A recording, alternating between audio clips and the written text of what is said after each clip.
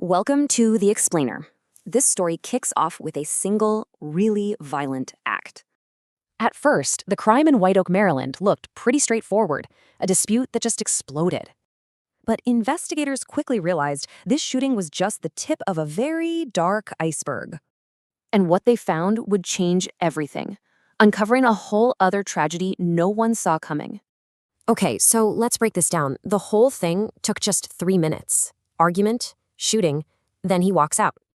And get this, the suspect had been there before. The manager said he'd threatened him just last week.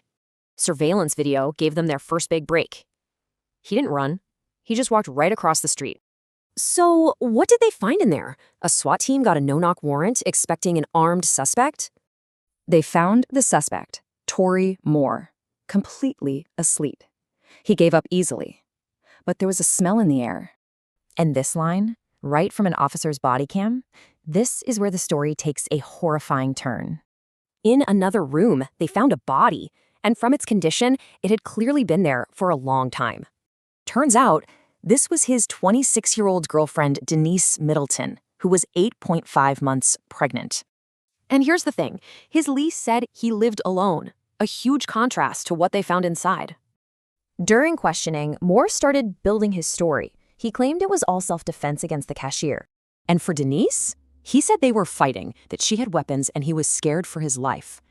So the big question was, did any of the evidence actually match his story for either murder? Well, the forensic evidence was a slam dunk. The gun, the DNA, it all pointed right back to him. But his own phone told the real story. His search history was, well, incredibly incriminating. In the end, 2 different juries convicted Tori Moore for 3 murders, 2 adults and an unborn child. He was sentenced to 3 consecutive life terms, plus 80 years. The judge made sure he'd never get parole. It just goes to show you how many secrets can be hiding behind a single moment of violence.